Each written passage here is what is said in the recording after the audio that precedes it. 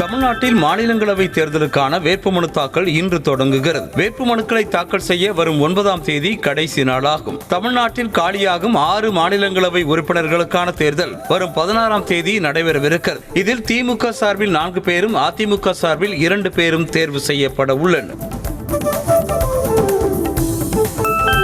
கோடை விடுமுறை முடிந்து இன்று அனைத்து பள்ளிகளும் திறக்கப்பட உள்ள நிலையில் மாணவர்களை உற்சாகமாக வரவேற்க ஏற்பாடுகள் செய்யப்பட்டுள்ளன. இதற்காக பள்ளி வளாகங்கள் மற்றும் வகுப்பறைகளில் பராமரிப்பு பணிகள் மேற்கொள்ளப்பட்டு தயார் நிலையில் உள்ளன. கோடை விடுமுறை முடிந்து பள்ளிகள் திறக்கப்பட உள்ள நிலையில் விலையில்லா பாடநூல்கள் வழங்கும் திட்டத்தை முதலமைச்சர் மு.க.ஸ்டாலின் இன்று தொடங்கி வைப்பதாக அமைச்சர் அன்பில் மகேஷ் பொய்யாமொழி தெரிவித்திருக்கிறார். தஞ்சையில் செய்தியாளர்களுக்கு பேட்டியளித்த அவர், அரசு பள்ளியில் மாணவர்கள் எவ்வளவு பேர் சேர்ந்திருக்கின்றனர் என்பது குறித்து ஆகஸ்ட் மாதத்தில் தெரிய வரும் என்றார்.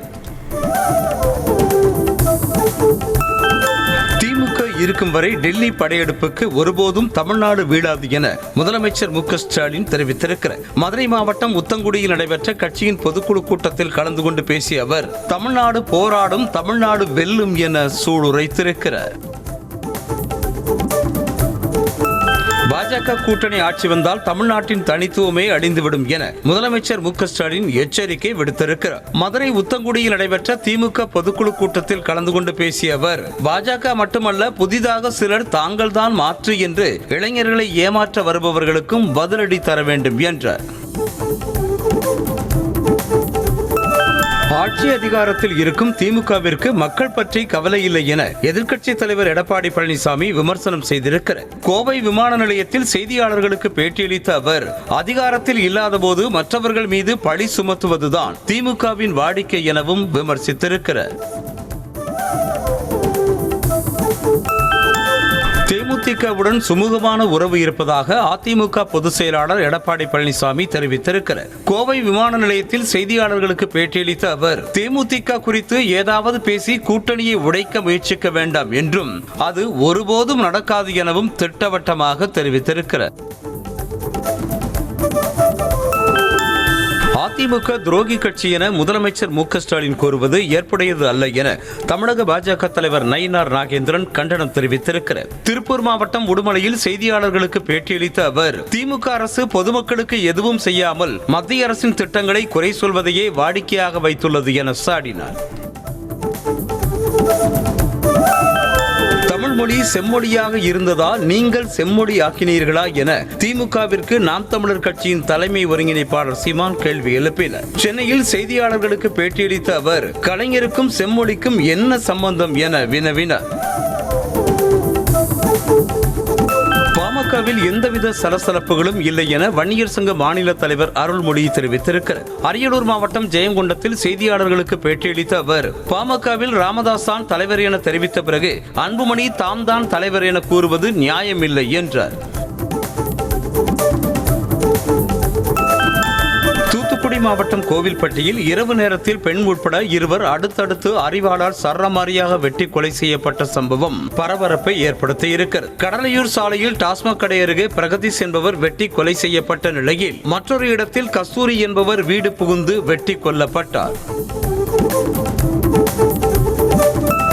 அண்ணா பல்கலைக்கழக மாணவி பாலியல் வன்கொடுமை வழக்கில் குற்றவாளி என அறிவிக்கப்பட்டிருக்கும் ஞானசேகரனுக்கு சென்னை மகிழா நீதிமன்றம் இன்று தண்டனை விவரங்களை அறிவிக்கிறது. இந்த வழக்கில் கடந்த ஆண்டு டிசம்பர் 25ஆம் தேதி ஞானசேகரன் கைது செய்யப்பட்ட நிலையில் வழக்கு விசாரணை முடிவடைந்து மே 28ஆம் தேதி குற்றவாளி என அறிவிக்கப்பட்டார்.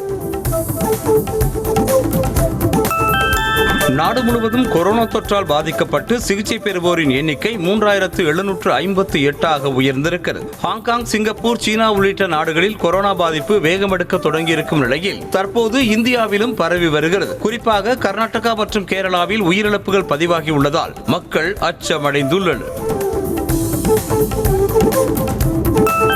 தொடர்ச்சியாக 2வது முறையாக ஜிஎஸ்டி மூலம் 2 லட்சம் கோடி ரூபாய் வசூலாகி இருப்பதாக மத்திய நிதியமைச்சகம் தெரிவித்திருக்கிறது. நிகழாண்டு ஏப்ரல் மாதம் ஜிஎஸ்டி மூலமாக 2,37,000 கோடியும், மே மாதம் 2,00,000 கோடி ரூபாயும் வசூலானது. இது கடந்த ஆண்டு மே மாதம் வசூலான தொகையை விட 16.4% அதிகமாகும். கடந்த 10 ஆண்டுகளில் இந்தியாவின் விரைவான மாற்றம் எண்ணற்ற மக்களுக்கு அதிகாரம் அளித்திருப்பதாக பிரதமர் மோடி தெரிவித்திருக்கிறார். ஆசிய வளர்ச்சி வங்கி தலைவர் மசாட்டோ காண்டாவை சந்தித்த பிறகு அவர் வெளியிட்ட எக்ஸ் பதிவில் இந்த பயணத்தில் மேலும் உத்வேகத்தை ஏற்படுத்தும் வகையில் பணியாற்றி வருவதாகவும் தெரிவித்திருக்கிறார். பயங்கரவாதிகளுக்கு எதிரான நடவடிக்கையில் கவனம் செலுத்துமாறு பிரதமர் மோடிக்கு காங்கிரஸ் தலைவர் மல்லிகார்ஜுன கார்கே அறிவுரை கூறியிருக்கிறார். தேர்தல் பிரச்சார பொதுக்கூட்டங்களில் பேசும் பிரதமர் தன்னைத்தானே புகழ்ந்து கொண்டிருப்பதாகவும் தேர்தல் பிரச்சாரத்தில் கவனம் செலுத்துவதை கைவிடுமாறும் காட்டமாக தெரிவித்திருக்கிறார். இடைத்தேர்தலுக்காக 20 ஆண்டுகளுக்கு பிறகு முதல் முறையாக வாக்காளர் பட்டியல் திருத்தும் பணிகளை இந்திய தேர்தல் ஆணையம் மேற்கொண்டது. குஜராத்தில் 2 தொகுதிகள், கேரளா, மேற்கு வங்கம் மற்றும் பஞ்சாபில் 1 தொகுதி என 5 சட்டப்பேரவை தொகுதிகளில் வரும் ஜூன் 19ஆம் தேதி இடைத்தேர்தல் நடைபெற உள்ளது.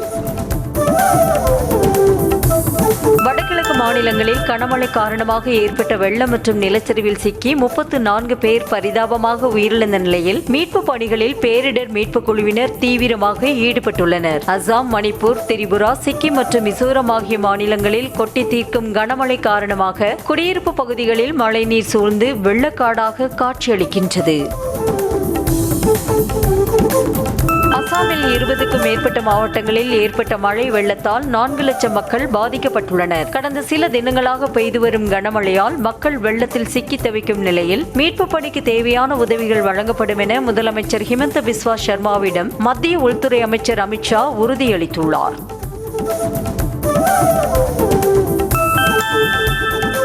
அசாம் மாநிலம் வடக்கு லகிம்பூரில் இடைவிடாமல் வெளுத்து வாங்கும் கனமழை காரணமாக குடியிருப்பு பகுதிகளை வெள்ளம் சூழ்ந்துள்ளது. இந்த வெள்ளத்தில் சிக்கி தவிக்கும் மக்கள் படகு மற்றும் மிதவைகளை தயார் செய்து குடியிருப்பு பகுதிகளில் இருந்து வெளியேறும் நிலை ஏற்பட்டுள்ளது.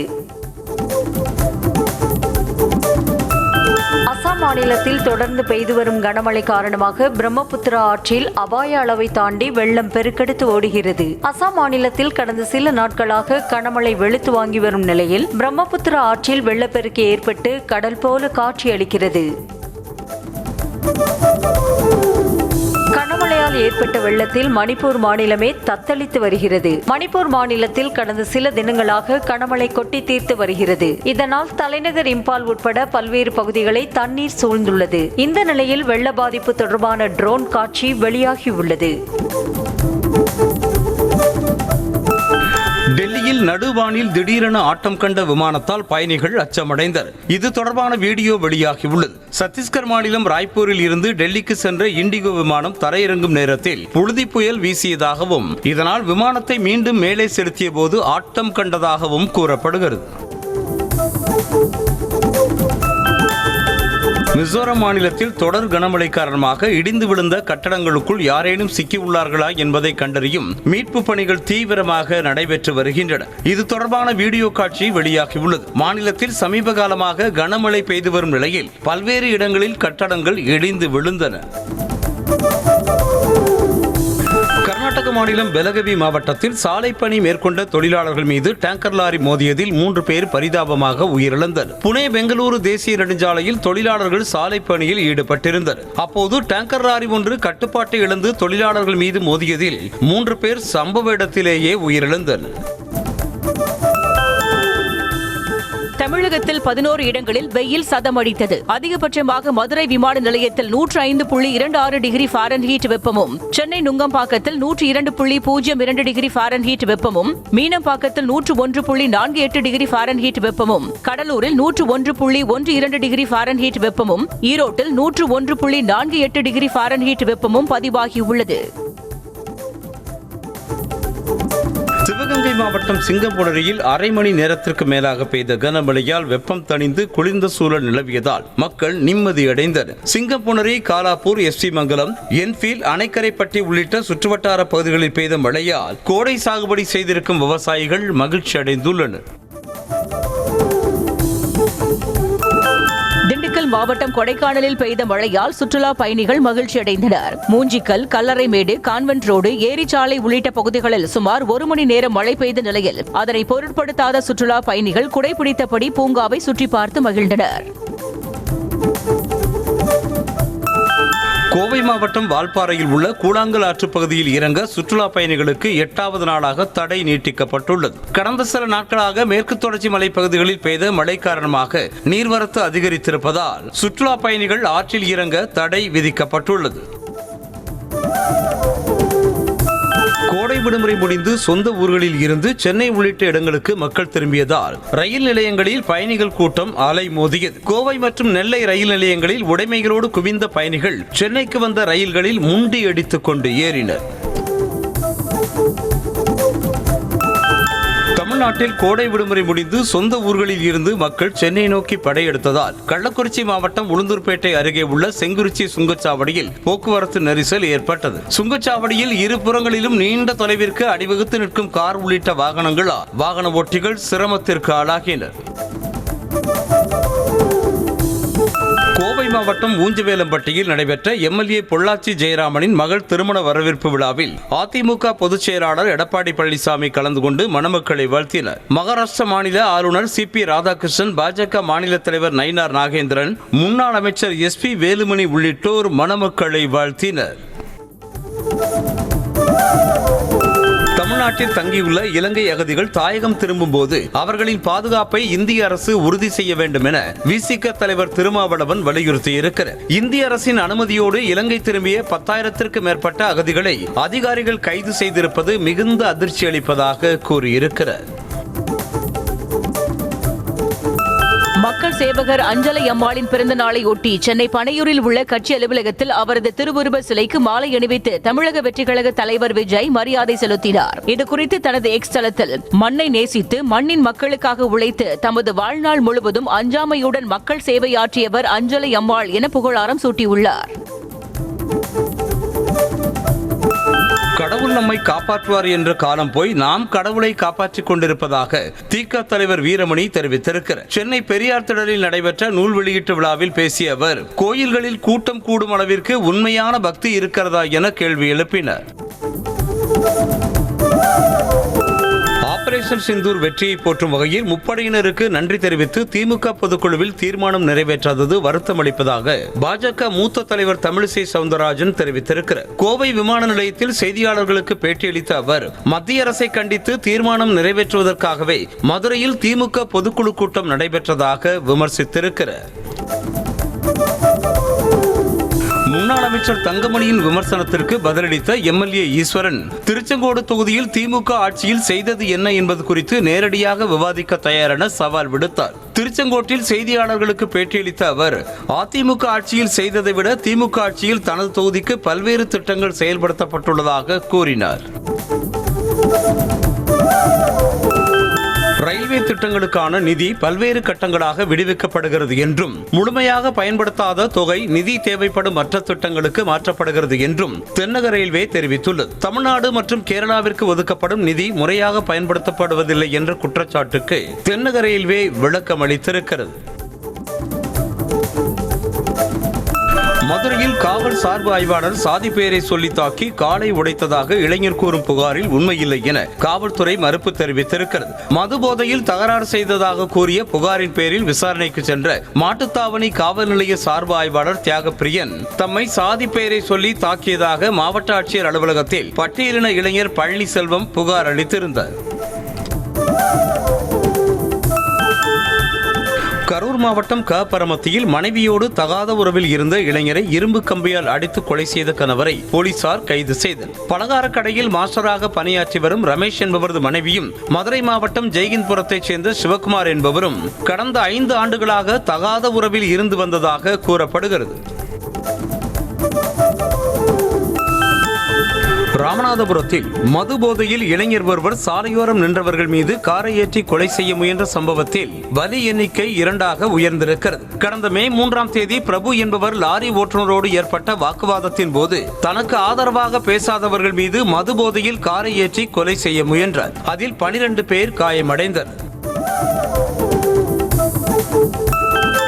விழுப்புரம் மாவட்டம் செஞ்சி அடுத்த சவுட்டூர் கிராமத்தில் அடுத்தடுத்த வீடுகளில் 2 சமையல் எரிவாயு சிலிண்டர்கள் வெடித்து சிதறியதில் பழங்குடியின மக்களின் 3 வீடுகள் முற்றிலுமாக சேதமடைந்தன. முதலில் ஒரு வீட்டில் சிலிண்டர் வெடித்த நிலையில் பக்கத்து வீட்டிலும் சிலிண்டர் வெடித்து இருசக்கர வாகனங்கள், மின்சாதன பொருட்கள் தீக்கிரையாகின.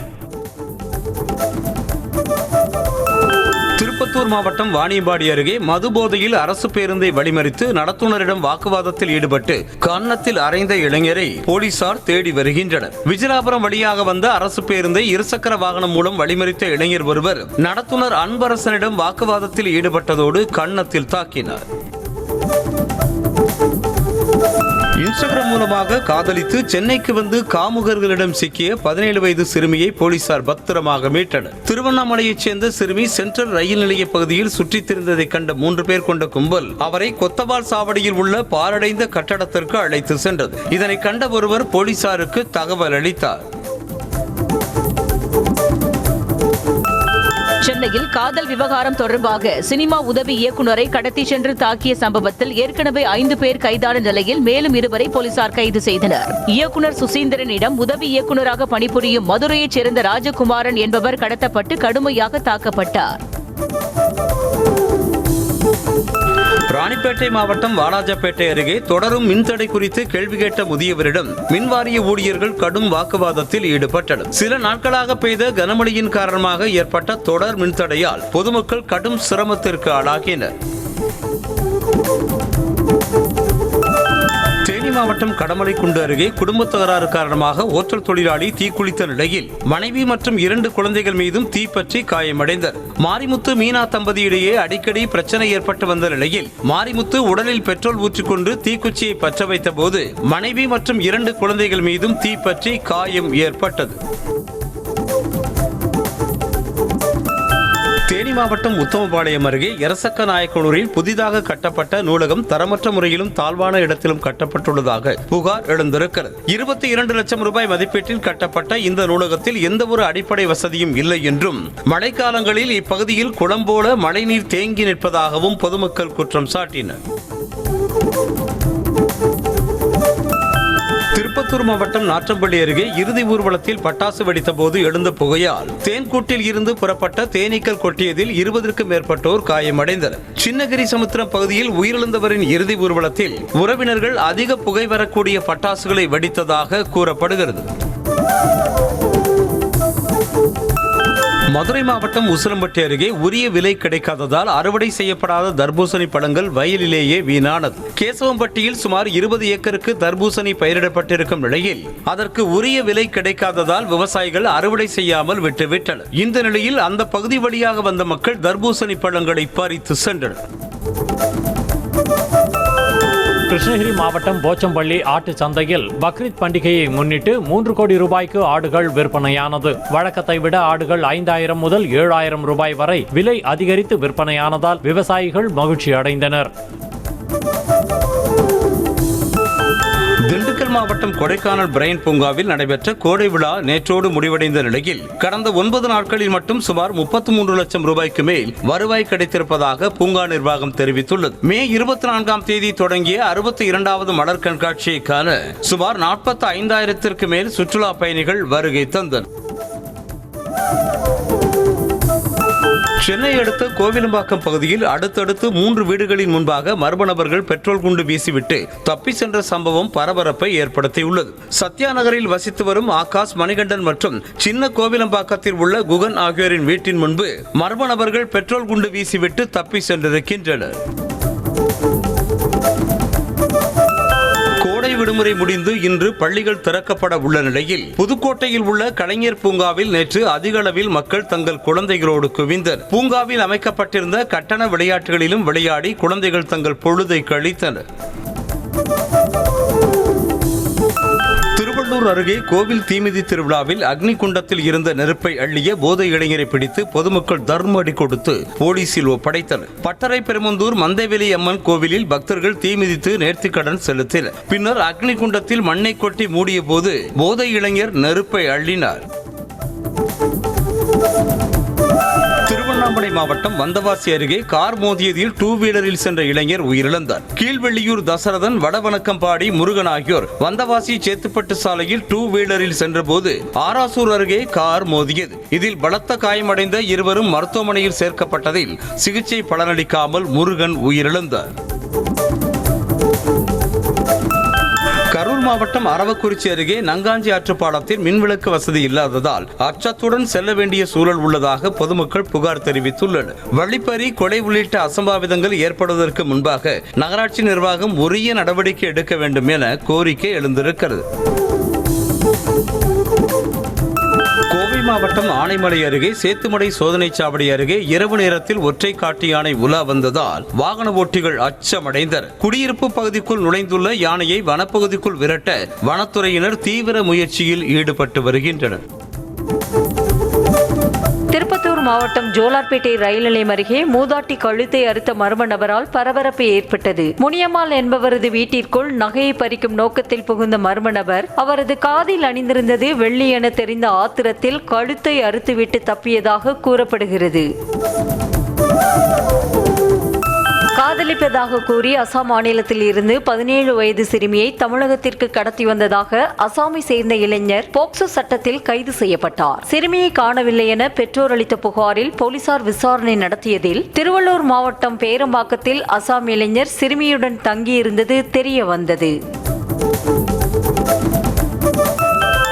மாவட்டம் கோவில்பட்டி அருகே ஓய்வு பெற்ற மில் தொழிலாளி வீட்டில் 20 சவரன் நகைகளை திருடிய நபர்களை போலீசார் தேடி வருகின்றனர். புது அப்பனேரி சக்கரபாணி நகரை சேர்ந்த நல்ல சிவன் குடும்பத்துடன் வெளியூர் சென்றிருந்த போது வீட்டின் பூட்டு மற்றும் பீரோவை உடைத்து 20 சவரன் நகைகள், 60,000 ரூபாய் ரொக்கம் மற்றும் வெள்ளி பொருட்கள் திருடப்பட்டன.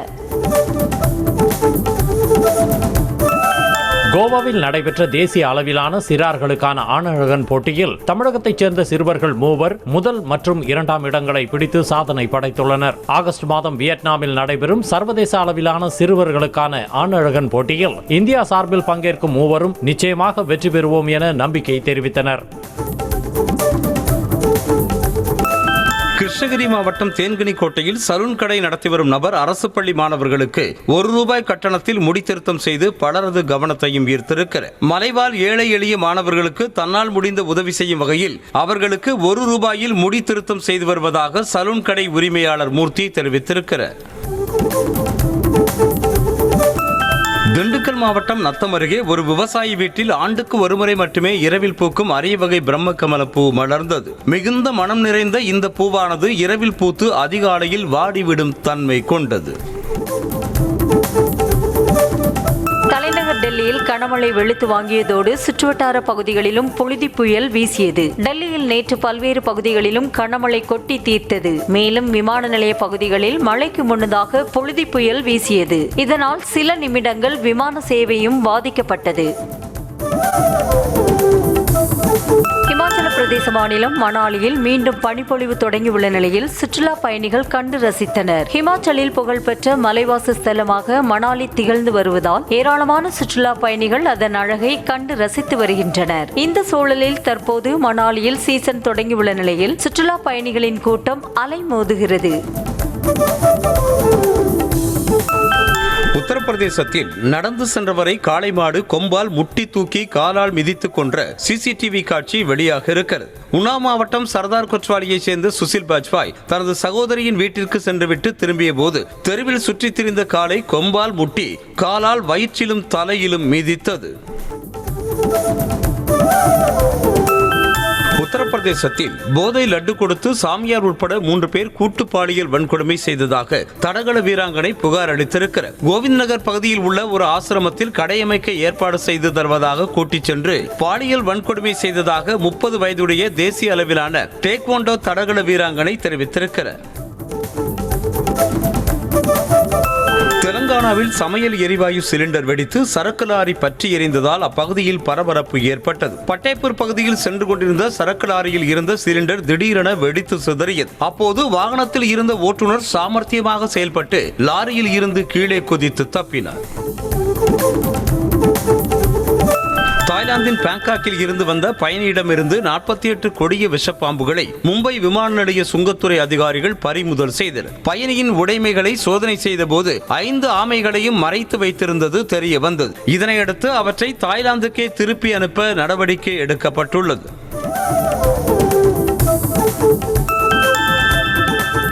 வங்கதேசத்தின் தந்தை என அறியப்படும் ஷேக் முஜிபுர் ரஹ்மானின் புகைப்படம் நீக்கப்பட்ட புதிய கரன்சி நோட்டுகளை வங்கதேச அரசு வெளியிட்டுள்ளது. எந்த ஒரு தனி மனிதனின் படமும் இல்லாமல் இந்து கோயில்கள் மற்றும் புத்த மத அடையாளங்களோடு புதிய நோட்டுகள் வெளியிடப்பட்டன. ரஷ்ய விமானப்படை தளத்தின் மீது யுக்ரைன் நடத்திய மிகப்பெரிய ட்ரோன் தாக்குதலில் 40க்கும் மேற்பட்ட விமானங்கள் அளிக்கப்பட்டதாக தகவல் வெளியாகியுள்ளது. இரு நாடுகளுக்கும் இடையிலான முக்கிய அமைதி பேச்சுவார்த்தைகள் இன்று இஸ்தான்புல்லில் நடைபெறவிருக்கும் நிலையில் ஆபரேஷன் ஸ்பைடர் வெப் என்ற பெயரில் நடத்தப்பட்ட இந்த தாக்குதல் பதற்றத்தை அதிகரித்திருக்கிறது. ரஷ்யாவில் 24 மணி நேரத்திற்குள் 2 ரயில் பாலங்கள் இடிந்து விழுந்து 7 பேர் உயிரிழந்தனர். 70க்கும் மேற்பட்டவர்கள் காயமடைந்தனர். பிரெயன்ஸ்க் பகுதியில் சனிக்கிழமை பிற்பகுதியில் பாலம் இடிந்து விழுந்து பயணிகள் ரயில் தண்டவாளத்திலிருந்து தடம் புரண்ட விபத்தில் 7 பேர் உயிரிழந்ததை தொடர்ந்து சில மணி நேரங்களிலேயே கர்ஸ்க் பகுதியில் ஒரே இரவில் பாலம் இடிந்து ரயில் தடம் புரண்டது. யுக்ரைனில் புத்தக கண்காட்சிக்கு சென்ற அந்நாட்டு அதிபர் ஜெலன்ஸ்கி அவரது மெய்காப்பாளர்கள் சுவர் போல நின்று பாதுகாக்கும் வீடியோ வைரலாகி வருகிறது. ரஷ்யா யுக்ரைன் இடையே போர் நீடித்து வரும் நிலையில் ரஷ்ய அரசு ஊடகமான ஆர்டி இந்த வீடியோவை வெளியிட்டு கேலி செய்திருக்கிறது. மேலும் இந்த கண்காட்சியில் அவர் டு கில் அ டைரன்ட் என்ற புத்தகத்தை எடுத்ததாக கூறப்படுகிறது. பிரான்சின் பாரிஸில் PSG கால்பந்து அணி ரசிகர்களின் வெற்றி கொண்டாட்டம் வன்முறையாக மாறியதில் 2 பேர் உயிரிழந்தனர். போலீசார் உட்பட 200க்கும் மேற்பட்டோர் காயமடைந்தனர். இறுதிப் போட்டியில் PSG அணி முதல் முறையாக வென்று கோப்பையை கைப்பற்றிய நிலையில் பட்டாசுகள் வெடித்து கொண்டாடிய ரசிகர்கள் கார்கள் மற்றும் வாகனங்களுக்கு தீ வைத்தனர். IPL தொடரின் 18வது சீசனில் நாளை நடைபெறும் இறுதிப் போட்டியில் பஞ்சாப் மற்றும் பெங்களூரு அணிகள் பலப்பரீட்சை நடத்த உள்ளன. இரு அணிகளும் இதுவரை கோப்பையை பெறாத நிலையில் முதலாக சாம்பியன் கோப்பையை வெல்லப்போவது யார் என்பது குறித்த எதிர்பார்ப்பு ரசிகர்கள் மத்தியில் எழுந்துள்ளது. தாங்கள் கிரிக்கெட்டர்கள் மட்டுமல்ல மனிதர்களும் தான் என விராட் கோலியின் ஓய்வு குறித்து நியூசிலாந்து வீரர் கேன் வில்லியம்சன் கருத்து தெரிவித்திருக்கிறார். இது குறித்து பேசியிருக்கும் அவர், நீண்ட காலம் போட்டியிட்டு வரும் நாங்கள் ஒருவரை ஒருவர் நன்றாக அறிந்திருக்கிறோம் என்றும் வீரர்களின் ஓய்வில் ரசிகர்களாகிய நீங்களும் கொஞ்சம் பிரதிபலிப்பீர்கள் என்றும் தெரிவித்திருக்கிறார். நார்வே செஸ் தொடரின் 6வது சுற்று ஒன்றில் இந்தியாவின் குகேஷிடம் தோல்வியடைந்த விரக்தியில் உலகின் முன்னாள் நம்பர் 1 வீரர் மேக்னஸ் கார்ல்சன் மேஜையில் ஓங்கி குத்திய வீடியோ இணையத்தில் பரவி வருகிறது. இந்த செஸ் தொடரில் மேக்னஸ் கார்ல்சன் 9.5 புள்ளிகளுடன் முதல் இடத்திலும் குகேஷ் 7.5 புள்ளிகளுடன் 3ஆம் இடத்திலும் உள்ளனர். பிரெஞ்சு ஓபன் டென்னிஸ் தொடரில் போலந்து வீராங்கனை இகா ஸ்வியாடெக் கால் இறுதி சுற்றுக்கு தகுதி பெற்றிருக்கிறார். பெண்களுக்கான ஒற்றையர் பிரிவின் 4வது சுற்று ஆட்டத்தில் கசகஸ்தான் வீராங்கனை எலனா ரபாக்கினாவுடன் மோதினார். பரபரப்பான இந்த ஆட்டத்தில் சிறப்பாக விளையாடி ஆதிக்கம் செலுத்திய இகா ஸ்வியாடெக் 1-6, 6-3, 7-5 என்ற செட் கணக்கில் வெற்றி பெற்றார். பிரெஞ்சு ஓபன் டென்னிஸ் தொடரில் பெலாரஸ் வீராங்கனை அரினா சபலன்கா கால் இறுதி சுற்றுக்கு தகுதி பெற்றிருக்கிறார். பெண்களுக்கான ஒற்றையர் பிரிவின் 4வது சுற்று ஆட்டத்தில் அமெரிக்க வீராங்கனை அமெண்டா அனிசிமாவுடன் மோதினார். விறுவிறுப்பாக நடைபெற்ற இந்த ஆட்டத்தில் அரினா சபலன்கா 7-5, 6-3 என்ற செட் கணக்கில் அமெண்டா அனிசிமாவை வீழ்த்தினார். இந்திய அணியின் இளம் கிரிக்கெட் வீரர் ரிங்கு சிங் உத்தரப்பிரதேச மாநிலம் சமாஜ்வாடி கட்சி நாடாளுமன்ற உறுப்பினர் பிரியா சரோஜை திருமணம் செய்ய உள்ளதாக அறிவிக்கப்பட்டுள்ளது. வரும் 8ஆம் தேதி நிச்சயதார்த்தம் நடைபெறும் என்றும் நவம்பர் 18ஆம் தேதி வாரணாசியில் திருமணம் நடைபெறும் எனவும் தகவல் வெளியாக இருக்கிறது.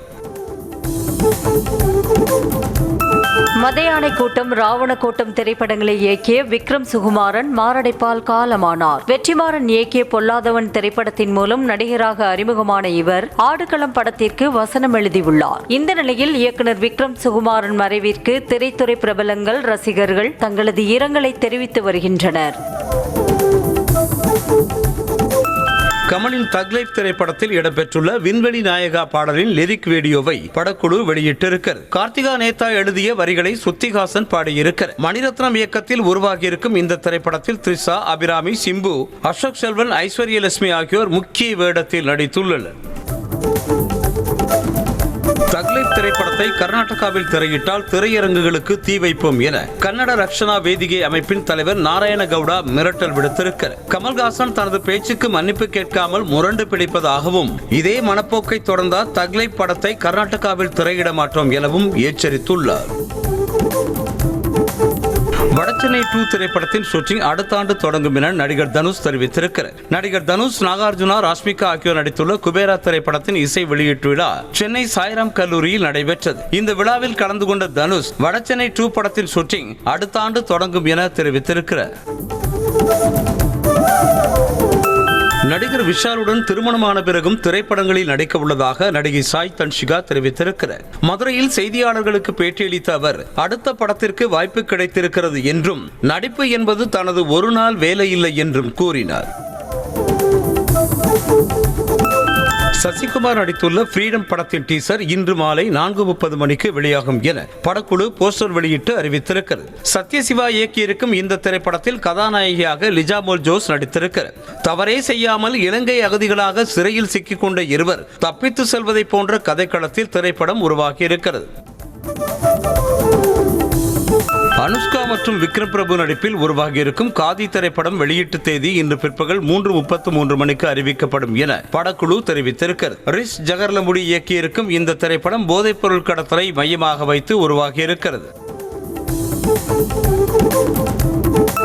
விஜய் சேதுபதியின் மகாராஜா திரைப்படத்தின் இயக்குனர் நித்திலன் சாமிநாதனை ஆஸ்கர் விருது வென்ற பேட்மேன் படத்தின் திரைக்கதை எழுத்தாளர் அலெக்சாண்டர் டினோலிராஸ் பாராட்டியிருக்கிறார். இது தொடர்பாக எக்ஸ் தளத்தில் பதிவிட்டிருக்கும் நித்திலன், ஆஸ்கர் விருது பெற்ற திரைக்கதை எழுத்தாளரோடு உணவருந்தி நேரத்தை செலவிடுவது என்பது சிறந்த அனுபவம் என்று நெகிழ்ச்சியோடு தெரிவித்திருக்கிறார்.